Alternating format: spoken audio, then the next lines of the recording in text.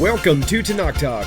I am your host, wil'Liam Hall, broadcasting live out of Kingsland, Texas, USA, with episode number 20 of Testimony Tuesdays special event today, doing it on Sunday, out of the ordinary, but this is an extraordinary guy, and so this is perfectly fitting. Welcome to the screen, Rabbi Yaron Reuven.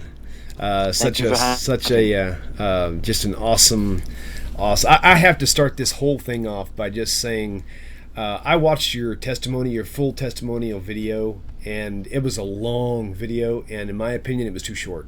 I could have listened to that. I could have taken every 10-minute section and asked you to expound on each 10-minute section for another hour or two. It was just amazing, absolutely amazing. Such a delight. And it's definitely a unique story. Most of the testimonies that I do are really people who are just simply in Christianity as a child, grow up Christians, and then they leave. But you got a unique story, one I've never heard of before, and more importantly, a story that I think, Rabbi, that I've been wanting to hear of, the whole thing about money and who do you choose, God or money, you know? And so, everybody, this is Rabbi Yaron. Would you like to just introduce yourself? And Sure. Well, first of all, thank you very much for having me on the show. It's a huge honor for me because I've actually been watching your work for some time now. Oh wow! I got familiar with with you through Rabbi Tovia Singer, which I started following him back. I think towards the beginning of my journey, my tshuva story. Back, I'd say towards the end of 2012. My rabbi, Rabbi Coffman, told me, listen, there's a English-speaking rabbi that his whole mission is to debunk Christianity. You should look into it. So I got familiar with him, and then little by little, eventually got to your work, and I've been actually watching your show as often as I can. Baruch Hashem, we've been very busy over the last couple of years doing kiruv, so I have less time to watch videos than I'd like to, but every time I get a chance to, I do. And I actually watched your recent video you made, the whole move with the office, with the studio. So that's really cool. That's really cool. For me, for somebody like me that's in it also, it's very impressive because it shows the level of dedication that somebody has to their work. Sure. That's something you always want to be a part of. So, Baruch Hashem, thank you for having me. Well, I'll tell you what, it is definitely my pleasure, and I'll let you in a little secret. I've had several people ask me if I know you, and both of the most recent ones would say, well, if you don't, you need to know this guy. You need to know this guy, and that's why I kind of reached out to you. And then we reached out to each other, and then finally time made it so that we could do today. And so I think it's going to be a great, I think you're going to be a fantastic addition to the TORAH Talk network.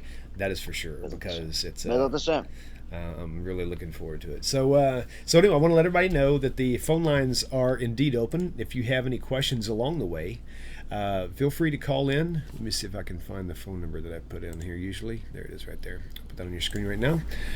So definitely call in as we're going along and say hi to the rabbi and ask him whatever question you've got on your mind about his journey. But so for now, all I'm going to do is I'm going to kind of base my random questions off your main video, and then we'll put a link somewhere after the video.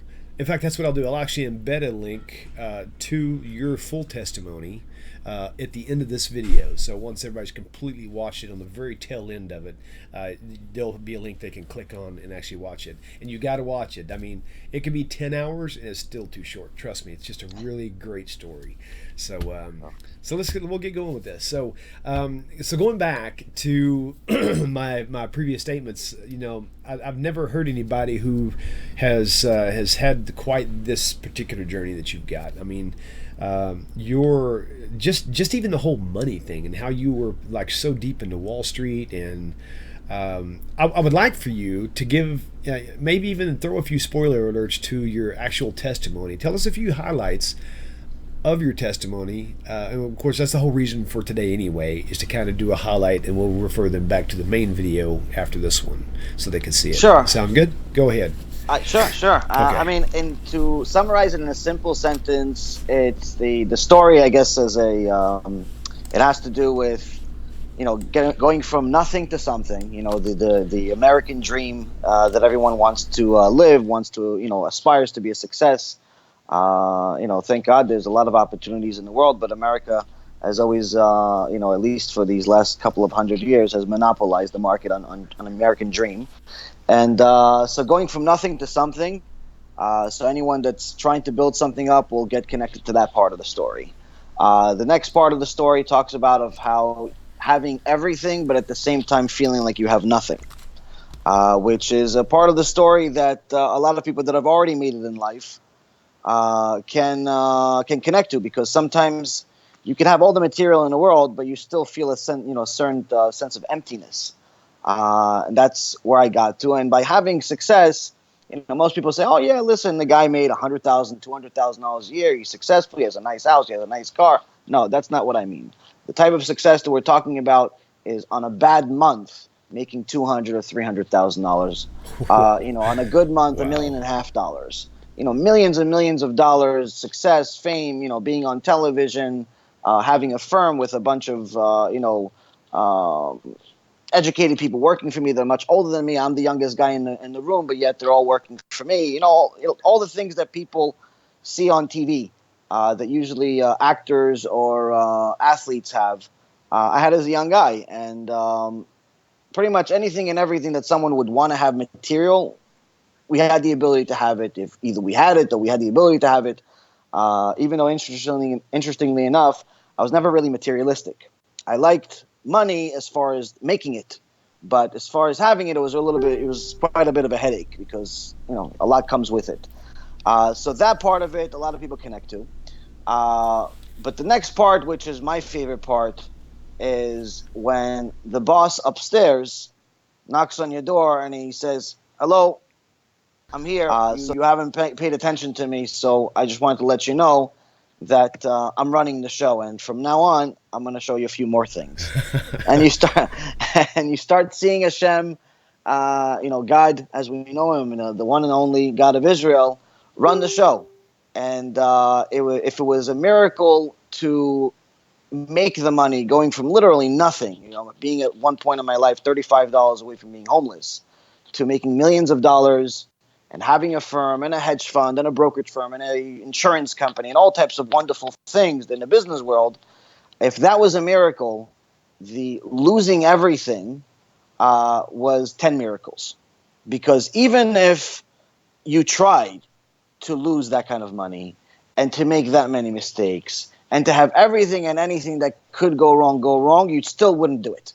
It was literally much more of a miracle going down than it was going up.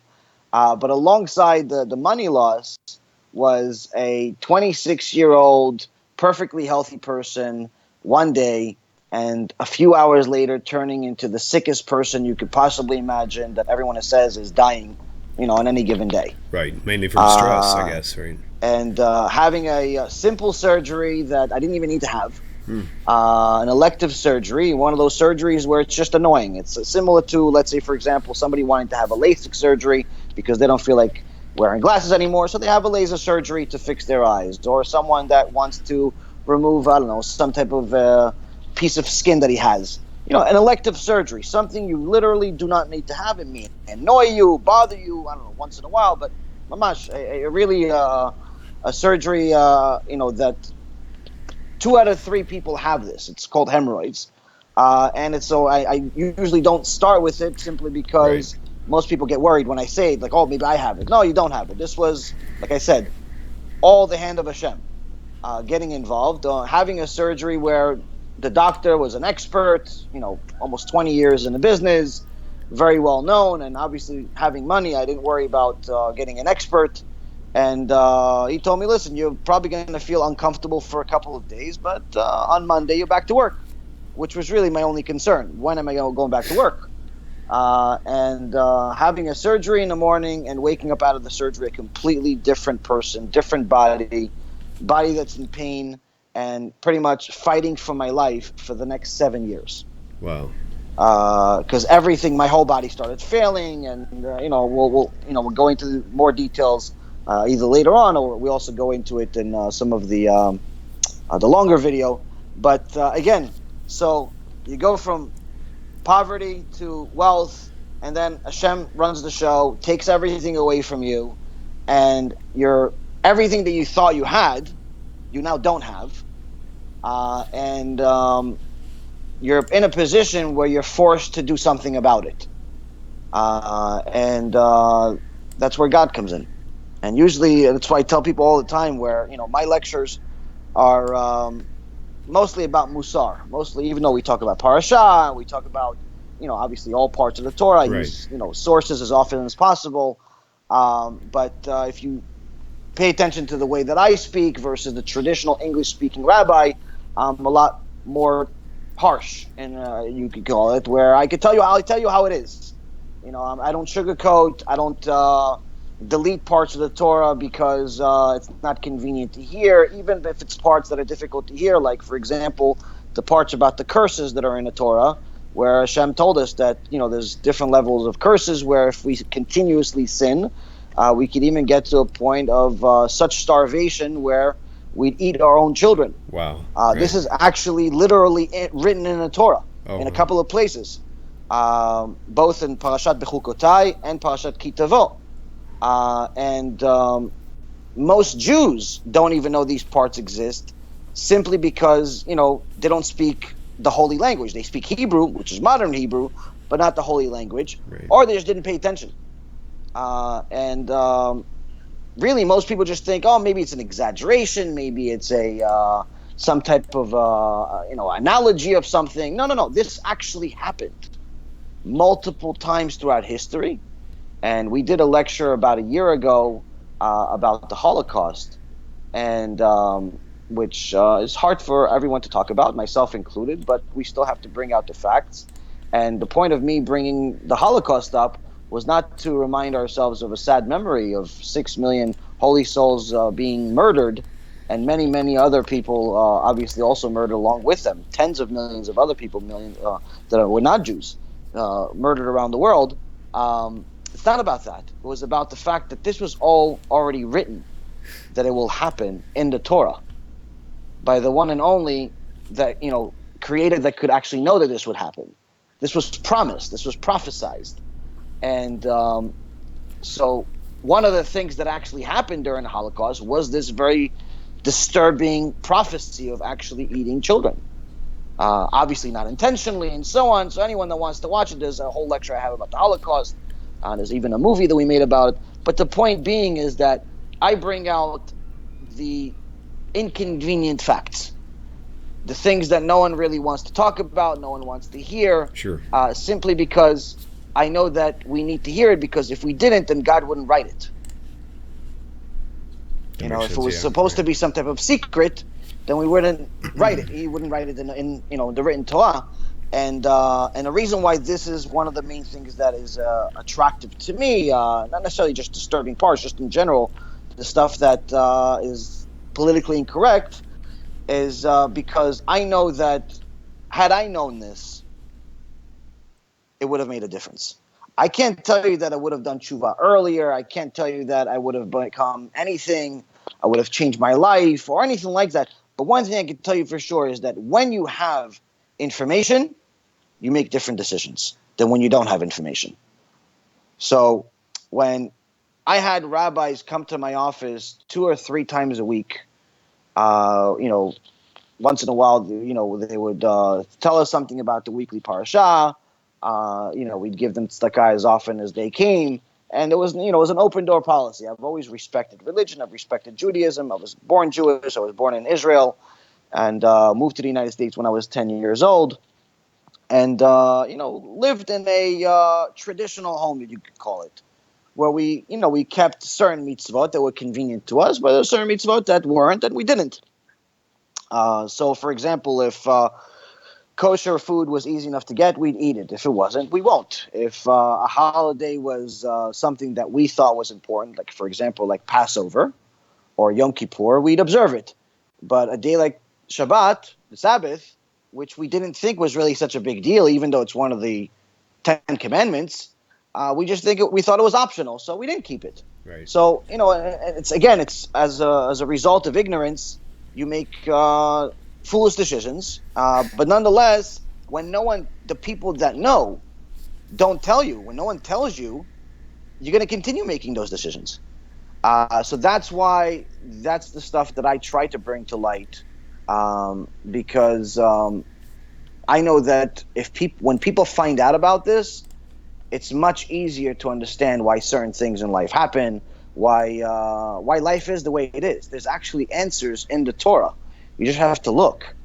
And Baruch Hashem, we had the merit to learn it, even though my journey was a little bit more difficult than I wish for anybody to have, even my enemies. Sure. It's still it was a necessary journey.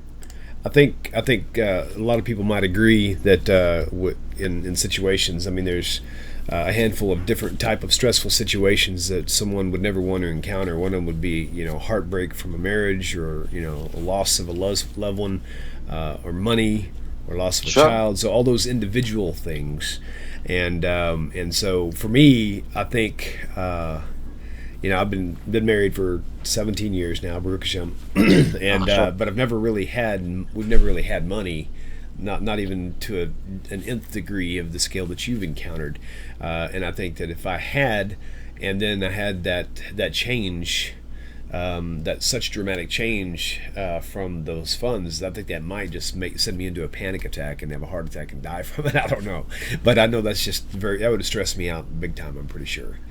So, yeah, no, it's not an easy transition. I mean, right. It's a going from nothing to something is definitely a major, high. All of a sudden you can buy whatever you want. You don't have to worry about, the electric being turned off. You don't have to worry about borrowing money so you could eat. I mean, it's a major change. And usually, when someone gets rich when they're young, they tend to make a lot of mistakes. But because I was in the financial services business.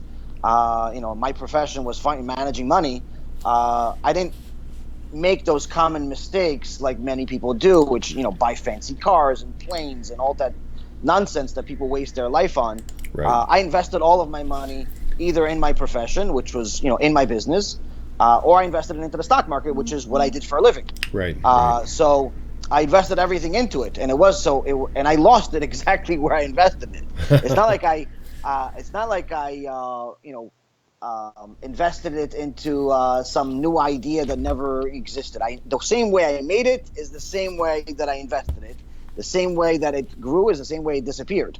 Right. And the interesting part is that losing it, by the time I actually lost a lot of the money or all of it, I knew probably 100 times more than I did when I made it. So it wasn't necessarily a lack of knowledge or anything like that. It was literally, if you know the details of what happened, and it took a while to lose. It wasn't like one day. It's literally had to be a hand of God involved, because it wasn't just one thing that went wrong. It was everything and anything that could go wrong went wrong. Right. That's funny. And this is, friends that, were my employees turned to enemies, started stealing from me. Everything that went wrong, everything just went wrong. It was just bad. And yes, I did want to die, because aside from having the stress of losing money, which, you're used to being a winner, and now all of a sudden you're a loser, and it's not just your money, it's also other people's money, so losing other people's money was much more difficult for me than losing my own money, because my own money, I always had confidence that I'll be able to make it again.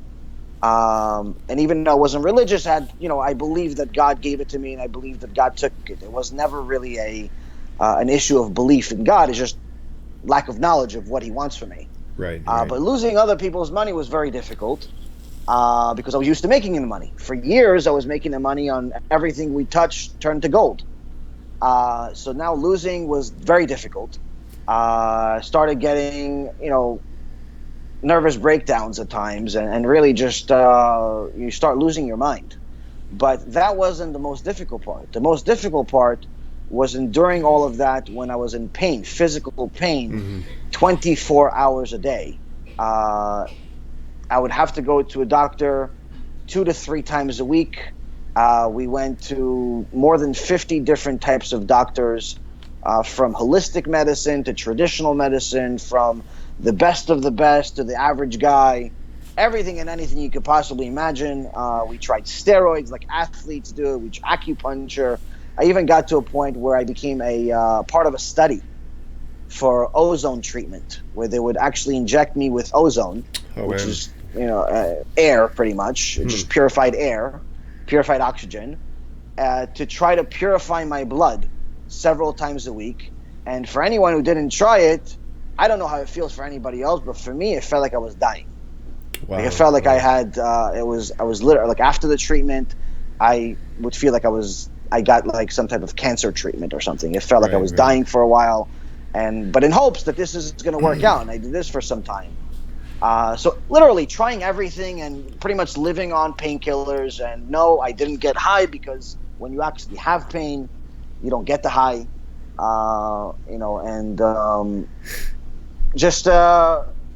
really just a shock. Like, my whole life turned upside down in one day. November 18th, 2006. I was a couple of months after I had my biggest month of my career. I made $1.6 million in a month. Wow. It was fantastic. I went on vacation to Las Vegas for a month, and played in the World Series of Poker and a bunch of other tournaments. I used to be a high stakes poker player, and played with some of the best players in the world. And it was because I had a lot of money, it was very difficult to play against me, simply because I wasn't scared of losing. Right. Plus I was a math guy, so that kind of helped.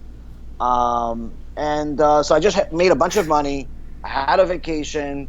I was with the love of my life, which we get into the details of that in the story also, who actually was not Jewish and at the time. And everything was great. Everything was fantastic. And I had more money than I knew what to do with.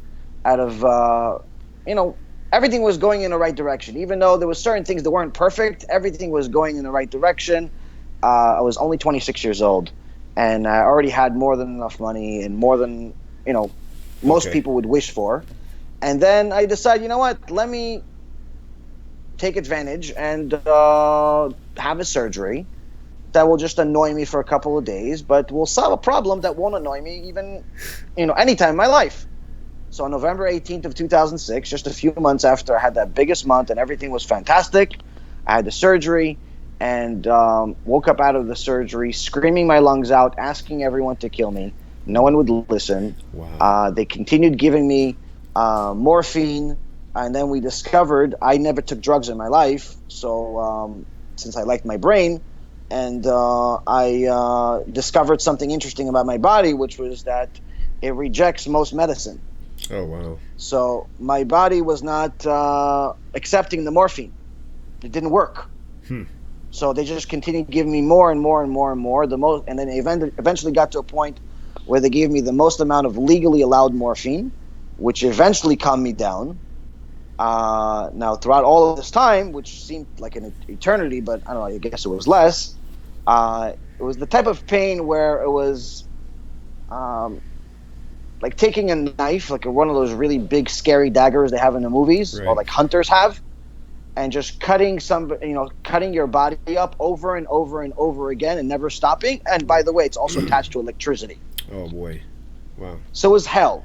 It was, so when people ask me, oh, do you know anything about hell? I'm like, yeah, I saw it. You experienced it firsthand, basically. Right. So my body calmed down, and I thought everything was fine. And, the doctors were excited to release me because, again, after all, this was all an elective surgery. You're not supposed to stay at the hospital for a hemorrhoid surgery. So they said, no, listen, this was just a hiccup. You're fine now. You're calm. Go home. I said, okay, great. Went home. On the way home, we picked up a sandwich of shawarma, got home, and thought that, okay, guys, this was a very interesting day. Thank you for coming. I'm going to sleep, and expecting a better tomorrow. Little did I know that after I closed my eyes, I would wake up 40 minutes later, and I would actually have worse pain than I did a few hours earlier. Oh, boy. Only this time, it didn't stop for 62 days. I can't even wrap my head around that. That's just... It didn't stop, yeah. Actually thinking about it now, I mean, it's been over 10 years now. It's hard for me to even think about it. But it didn't stop. The pain did not stop for more than 15 minutes at a time for 62 days. I mean, my body started failing. I started bleeding from my eyes, my ears, started urinating blood. I mean, everything just went wrong. Everything. The doctor said, we have no idea why it's happening. This has never happened in the history of medicine that we know of. This was everything that's happening to him is not related. It's a completely different body parts are failing. We had a surgery in a rectum. What does that have to do with his legs? What does that have to do with his eyes? What does that have to do with his ears? What does that have to do with his chest? What does that have to do with his liver? It has nothing to do with it. Right. It's, basically, a superficial surgery. It has nothing to do with anything. Except that the same God that gave me the body is also the same God that managed the surgery. So everything went wrong. And after about 2 months, a little over 2 months, the pain started subsiding to some extent, and I was able to just manage life with just a bunch of painkillers, and started going back to myself, like little still dealt with a lot of pain, but nowhere near where it was for those couple of months. And but again, thought that I just had another chance at life. So went back to work, and little by little was getting better. Or at least that's what I thought. Until about 9 months later, I got a pain in the back of my leg, close to where the surgery was, but not the same body part. And I just thought I just pulled a muscle, a hamstring or something. I didn't really think much of it, except that I woke up the next day not being able to walk in an immense pain. Emergency room. They told me that I had an abscess, which is an internal infection, connecting the muscle of the leg to the rectum, which is, they said how it got there and how you have a surgery. We have no idea. All we know is that it's so big and it's so dangerous that if you would have waited a couple of hours, it would have exploded, got into your blood system, you would have died instantly. Oh, my. Wow. So it's not like your, infection that you have in your finger and you just put some bacitration on it and everything's okay. It's a infection where you have to go to emergency room, they cut you up, and you have to stay in the intensive care unit for a couple of weeks because they have to keep the whole thing open. They can't even stitch it up because they have to continuously open it every day. So that was a lot of fun. So how long were you, how much overall time did you spend in the hospital throughout each one of these sickness stages? Do you roughly, rough idea? Average, after that first surgery, I was there for a couple of weeks, and pretty much every time I would go to the hospital, I would have to be there for, usually about 4 or 5 days to 2.5 weeks. So over a span of how long do you think? Over 7 years. Oh, 7 years, gotcha. I went to many doctors, many surgeries, many hospitals. I don't know. All I know is that my medical file is about 6 feet thick. So you started this downfall in around 2006. Yes. Okay, and that was at your financial downfall started first, and then your body started failing. But you mentioned something that I find is going to be a very, very important part of today's show, and that is the love of your life. Because part of your testimony that makes it so amazing, in my opinion, is you have your own testimony, but you also have a testimony of your wife, who was not Jewish and who had to go through the struggles of you rejecting her Messiah and things of that nature. And you had to go with the struggles of her wondering whether she was going to leave because of all the troubles you're having. When did you meet her? Was it before 2006 or after? Oh, it was before. We actually met in 2004. Okay. And so she knew you in the high point, times. Yes. So she knew me when I was pretty much getting on the big wave already. Wow. I just became a millionaire. But it was still my first million, and she was working for a company that I was doing business with, and she was actually trying to leave Wall Street at the time, but since I was the company that she was working with, I was about 40% of their total revenues were coming from me directly. Oh, man. They had 350 people, but 40% was coming from one person. So they had to do whatever they could to make me happy, and so the people that they had servicing my account, if you will, were not cutting it. So she was the best in the business. So even though she was trying to leave, they said, listen, do us a favor and just help him for a little while until we find a replacement. Because everyone else is either quitting or we're firing them. They're just not doing it. He's doing, multi-million-dollar trades, and they're screwing up, and it's costing us, a ton of money. So just make him happy. Do what you got to do. So she started helping me, and we became friends on the phone. She was in Florida. I was in New York. Nice. Again, both of us living completely separate lives. But again, when you spend a lot of time on the phone with somebody doing business, eventually you become friendly. Now, I thought that she was, charming, amazing, very, very smart. I right away understood she was the best in the business because she was just doing things that were impossible as far as the business is concerned. So I respected her a lot for the business. But as far as on a personal scale, I didn't know what she looked like. So I thought she's probably, 5, 6, 700 pounds, and she was wheeled into the office to help this guy from New York. I didn't know anything. Right. All I knew is that she was just this charming, amazing person. But that's it. But anyway, we became friends over the phone, and one day they had a conference, which the company had a conference. They invited me to in 2004, and they had her be my tour guide. To show me around, because we're already friendly for, I don't know, maybe 6 months or maybe close to a year even at that point. But I've never seen her before at that point. So I went there and I saw this beautiful, amazing woman that was, I'm like, this can't be. And it was. So for me, it was like, wow, this is unbelievable. But the problem was both of us were in relationships. So there was nothing to be. There was nothing to happen. It was just, still she was beautiful and great, but that's it. And I thought that was where it would end. Plus, she's in Florida. I'm in New York. Right. Nothing could be more different. And even though I wasn't religious, I've always planned on marrying a Jew. So she wasn't Jewish. So I said, this is the furthest thing from reality. Little did I know that, again, Hashem has different plans. So he just laughs at us when we try to make our own plans. Sure. And so anyway, so we became friendly, and then after that trip, after we met each other, became a little more friendly. We ended up starting to leaving our significant others, if you will, that we were extremely unhappy with even before that. Before we met each other, that's actually part of what we talked about most of the time, of how unhappy we were with who we were with. And we started dating, but again, long distance. Right. But so she would come to New York once in a while, would go to Florida, and it was great, but it was not a real relationship as far as what I thought it was going to be. And but then one thing led to the other. We fell in love, and we decided, okay, this has to go somewhere.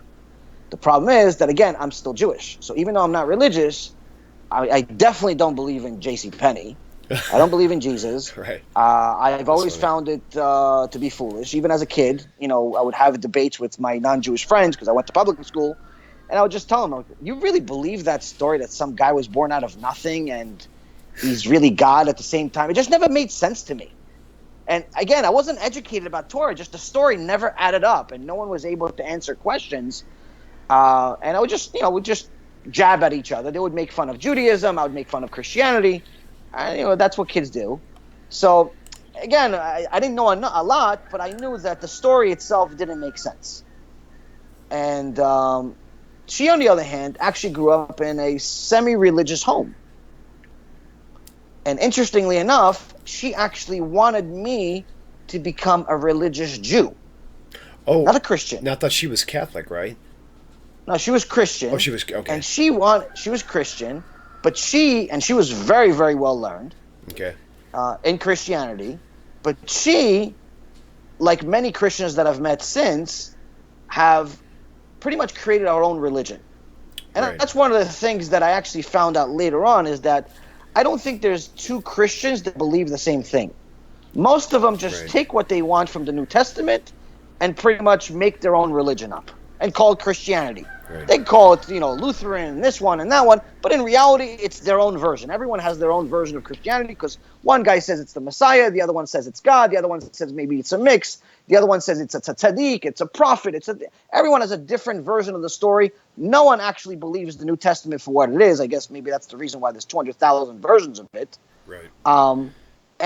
But needless to say, it was very interesting for me that this woman that I fell in love with actually doesn't want me to be Christian. She actually wants me to not only be Jewish, but she wants me to be a religious Jew. She wants me to start learning Torah. So she bought me my first Tanakh, but the Hebrew version. So she didn't buy me like a New Testament with the New Testament. She never ever introduced. You never told me about the New Testament. Never talked about it. We'd actually have jokes about it. I would call it the remix. I'll call the New Testament the remix. And I told them, why would you, go with the remix? Why don't you go with the original? The original is always a classic. And we'd laugh about it. But again, we decided early on that religion was not going to separate us. If God wanted you to be Jewish, you'd be Jewish. If God wanted me to be Christian, I'll be Christian. We both believe in God, the same God. We don't believe in some guy. We just believe that God is who he is. And that's it.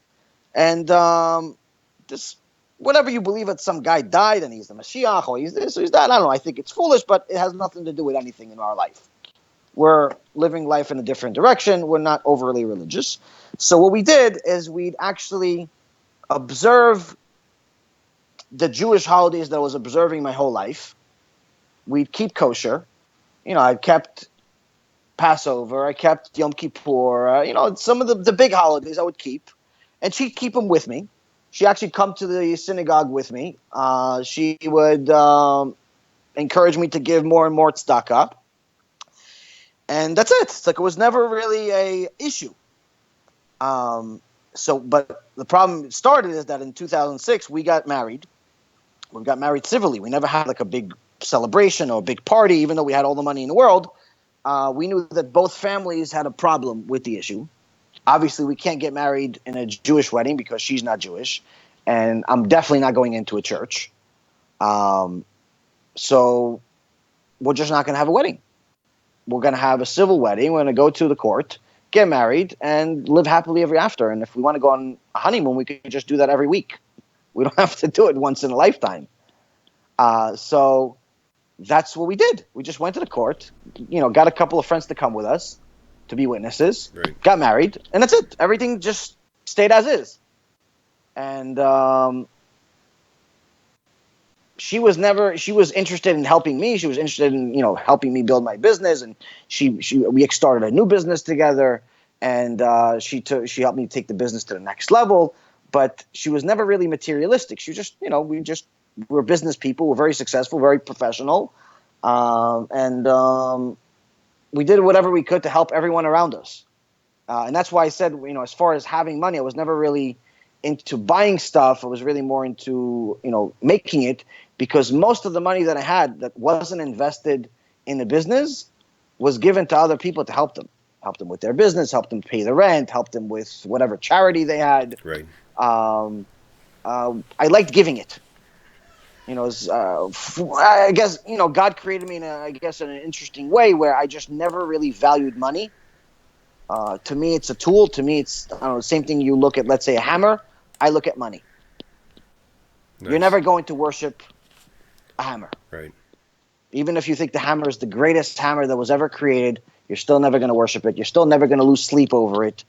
You're never going to think about whether you should lend it to somebody or not. It's a hammer after all. And it's replaceable. That's the way I've always looked at money. It's replaceable. It's paper. So that helped me. It helped me make it because I wasn't afraid to ask for a lot of money if I was doing a deal with somebody. Right. And at the same token, it also helped me, keep my head after having it, and not start to do drugs and all types, and prostitutions and all that stupid things that people do. And anyway, so I had the relationship that was the best relationship in the world. So she wasn't really materialistic, and we both liked building something special, and we tried to help a lot of people, and everything was going great. So then after the surgery, I was, pretty much certain that she was going to leave, because if I was her, I would have left. I mean, there was no reason in the world for you to stay with someone that's constantly sick, in pain, 24 hours a day, screaming, yelling, cursing the day he was born. Pretty much I would ask her to kill me on a day-to-day basis, literally. Right. Obviously she didn't listen. and I honestly never understood why she stuck around, until later on. But at that point, I just didn't understand it. I didn't get it. I told her, listen, you're a young girl. You got the world in your hands. I mean, why? Go. I don't want to ruin your life. I mean, I'm going to be like this. I mean, I thought initially I was going to get healthy. After a few months, I thought I was going to get healthy. But then after the first surgery, I realized, okay, maybe this is not going to be as easy as I thought, because it just got worse. And then after a few months later, it was another surgery. And a few months later, it was another surgery. And it just continued becoming worse and worse. Eventually, it just got to a point where after a few years of just nothing, it just getting worse, my body getting worse, I got to a point where I just said, it's not getting better. You should leave. You should go on with the rest of your life. You should do something else. Like, don't feel bad. It's okay. I understand. I wouldn't stay with me. And the most amazing thing that anyone's ever told me, or I think anyone's ever said, is that she said, listen, our whole life was literally revolved around making me happy. And if making me happy had to be done when I was sick, then so be it.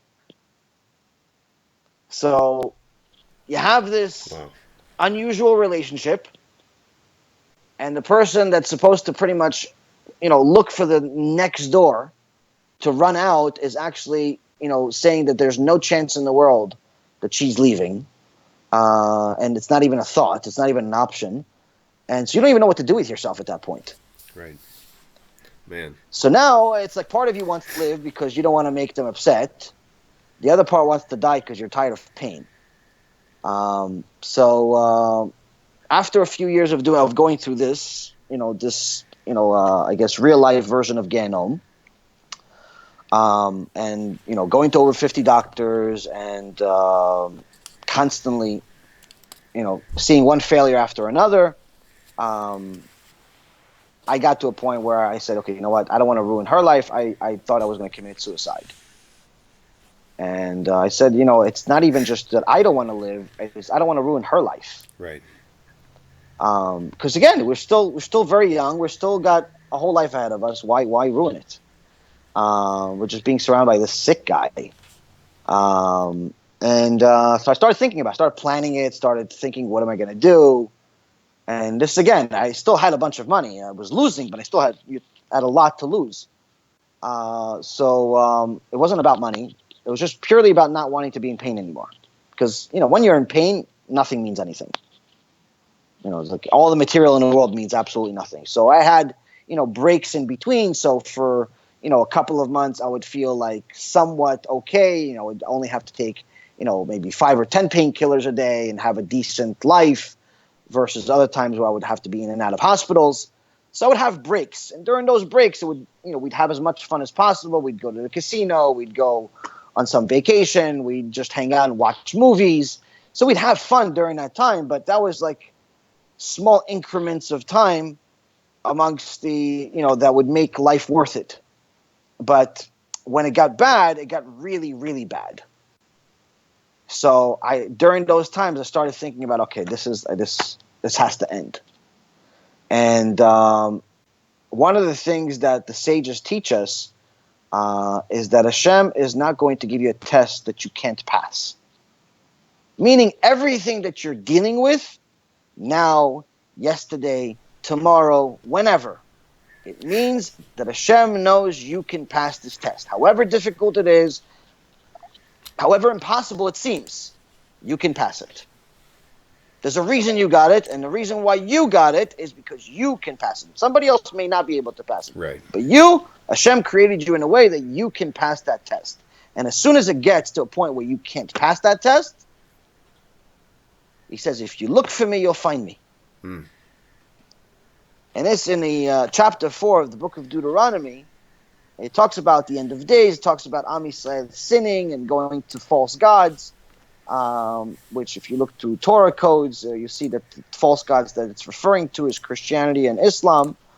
But either way, one of the things it says in verse 29 in chapter 4 is that from there you will seek Hashem, your God, and you will find him, if you search for him with all of your heart and all of your soul. And this is specific promise from Hashem, where if you look for him, you'll find him. But he doesn't say if you just look for him, like, you look for keys. Like, if you look for him with all of your heart and all of your soul, you'll find him. It has to be, you have to exert an extraordinary amount of effort. You have to be willing to face the inconvenient truth. You have to do things that you don't feel like doing, that you don't want to do. You have to make yourself uncomfortable. Like anything in life, if you want to succeed in anything in life, you have to be willing to become uncomfortable. Right. And this is one of the things that most people don't want to do, especially today, which is the reason why many people stay average, is because they're not willing to do something that is going to make them uncomfortable. They're not willing to take a certain risk financially. They're not willing to take a certain risk relationship-wise. They're not willing to take a certain risk with, let's say, their beliefs and faiths and so on. People like to be comfortable. Yep. Right. And in America, it's even more so, which is the reason why America doesn't really manufacture anything anymore. We just are the number one producer of convenience. We're a servicing business.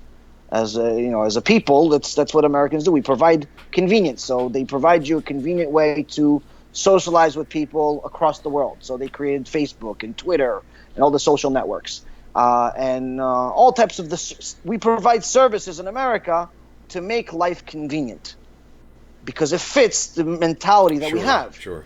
So when you tell somebody, listen, in order for you to get to the answer, you're going to have to pretty much admit that everything you know could very well be false.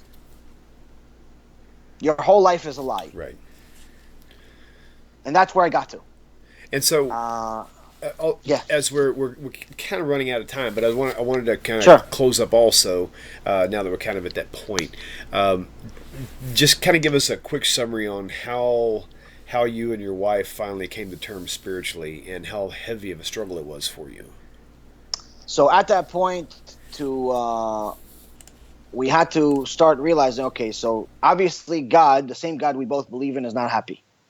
So through a series of different miracles, I was introduced to my cousin, who ended up being my Rabbi Ephraim Kachlon, and then later on to Rabbi Yosef Mizrahi, and also along the way, I also started studying the work of Rabbi Tovia Singer and Rabbi Zamir Cohen.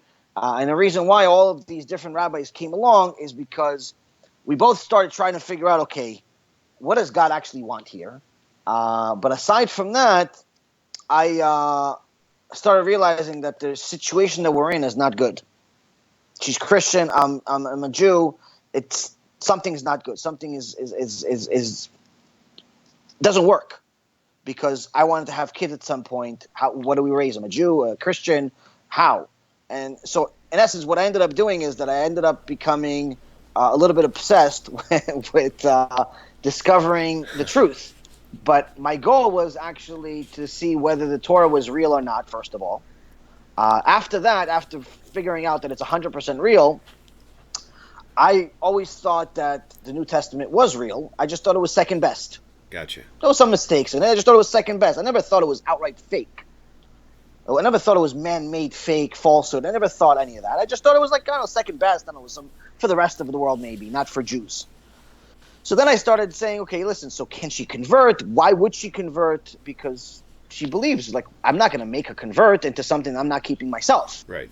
So then I started studying it, and first rabbi I actually went across was Rabbi Tovia Singer, and I started realizing that there's something wrong with it. Now, I tried introducing Rabbi Tovia Singer's videos to her, but she said he spoke too fast. So I said, okay, all right, so let's try somebody else. That's funny. So then I saw the debate by Rabbi Yosef Mizrahi, and after I saw that debate first by myself, that's when I officially realized that it's not a problem, it's fake. Like the whole thing, the whole New Testament is outright fake. It's just a man-made story. And there's 1.5 million things wrong with it that I already heard from Rabbi Tovia Singer, but for whatever reason or another, the debate by Rabbi Mizrahi put the nail in the coffin, where it pretty much made me realize that now it's not a situation of whether she wants to convert or not. It's not a situation of whether she believes or not. It's a situation where right now I'm trying to save her soul. Right.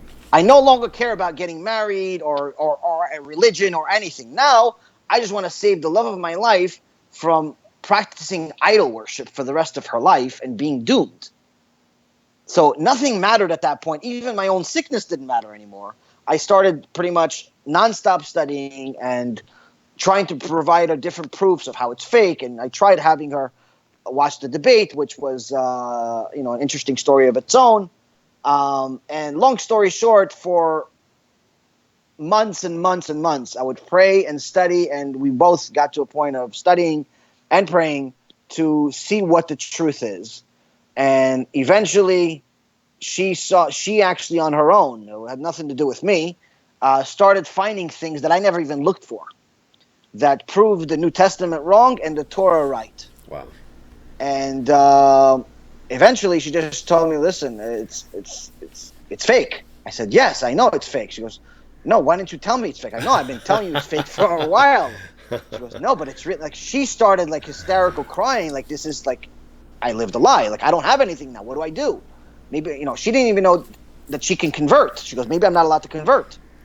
So again, having Rabbi Ephraim Kachlon along the way helped us a lot. But long story short is that she eventually ended up going to an Orthodox Beit Din, converting. We ended up to make sure that everything stayed 100% kosher. We actually had a chuppah that same day, so we're not living together as Jews, even for, unmarried for even a day. So we made sure that the same day of the conversion is the same day of the chuppah, of the actual wedding.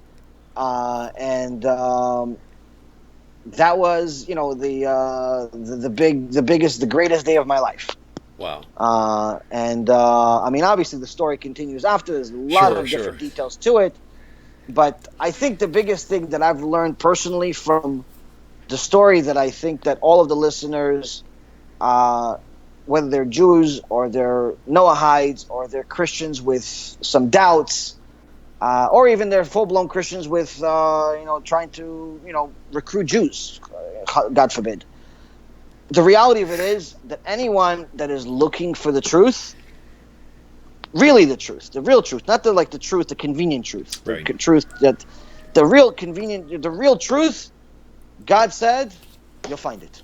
You'll find it. Maybe not today, maybe not tomorrow, maybe not next week, but if you look for it really, really hard, you will find it. Which means that as long as you have doubts, which everyone has, until they find Hashem, like the real version of Hashem, as long as you have doubts, that means you haven't looked hard enough.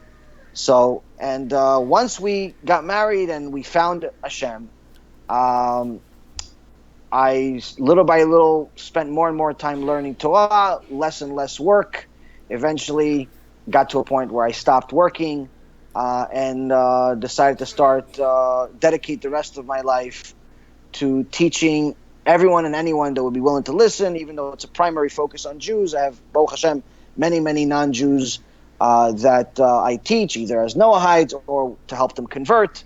And in so many words, get people to the truth.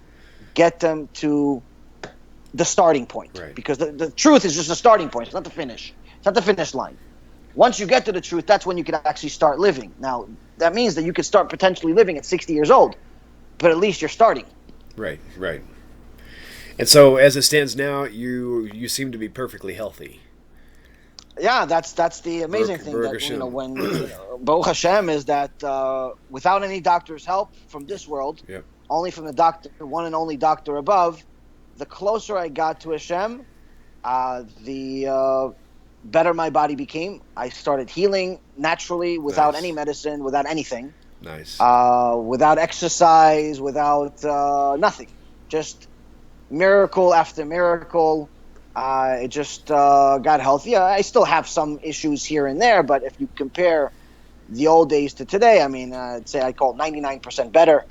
You really can't compare the two. I mean, in the old days, I wouldn't really be able to have a conversation with you for this long without, screaming a few times of pain. Oh man, thank you for that. Yeah. So this is it's been one miracle after another, and this is why I'm so passionate about what I do, is because not only did I see how it affected my marriage, my personal life, but I know that even though Hashem doesn't make the miracles like He did for us in Mount Sinai, in the open, He still miracles are very much yes alive and well. It's just personalized miracles for the people that have a Yes. merit to see a miracle. For whatever reason, I had a merit, and Yeah. Hashem has given me the miracle on a day-to-day basis. I think it's awesome that your story, including this physical miracle of healing, as bad as you had it, the closer you got to Torah and to Hashem and the truth of there being one God, your body started lining up on its own, and same thing happened for me. There was something there was like this rash that I had on my bottom that was like for years. I mean, like. Wow. 7-8 years we literally, my wife and I researched different types of cream and all this other ointments and stuff, and finally I gave up, and I just thought, that's it. I was still a Christian in the Messianic field there, and eventually I just gave up on it completely, and then here we are on our journey out of the New Testament, and then all of a sudden I'm like looking down, I'm like, where'd it go? It was there for years. And it wasn't until I started drawing closer to Hashem through Torah and Torah only, or Tanakh only, that's when my body itself, it started curing itself through Hashem's power. So I think it's amazing.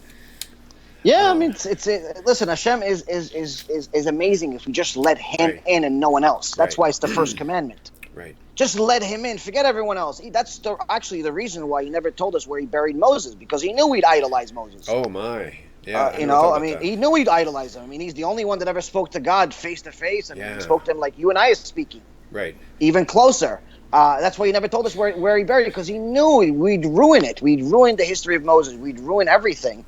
So he said, listen, just make sure. If it's the best of the best, the prophet of all prophets, I don't want you to idolize him or even have him as a middleman between you and I.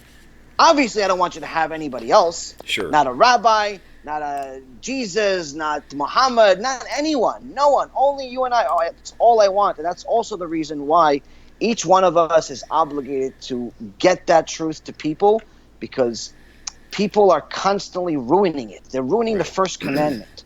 That relationship you're supposed to have with Hashem, it's a personal relationship. He told you, hey, you do this, you'll have eternity. You'll have the greatest of great. You'll have amazing, amazing things, maybe even in both worlds. But you'll definitely have eternity.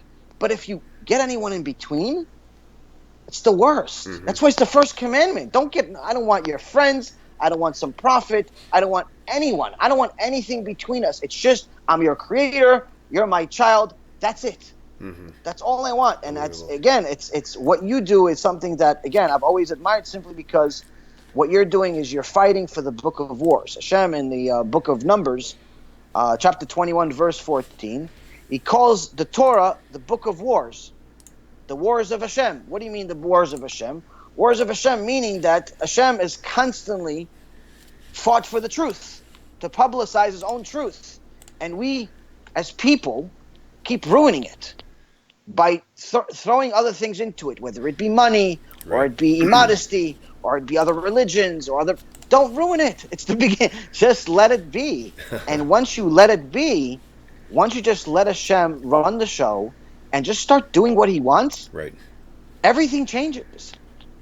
Everything changes. Even the problems, they don't necessarily just go away all the time, but even the problems, you start understanding why it's not really a problem, but rather it's a step to the next big thing. Right. There's a benefit out of the problem. There's something good that's going to come out of it. Everything is for the good. And that's what we learned from Rabbi Akiva, from our sages, that everything is for the good. That's what it means. It means that it's not that Hashem is just going to make your life, problemless. Right. You have to have problems in order to achieve anything in life. You have to have to go up the ladder in order to get to the top. And that ladder is not easy. It gets harder and harder. Sure. But when you understand that there is a purpose for this problem, it's no longer viewed as a problem. It's viewed as one step closer to that creator. It's one step closer to Hashem.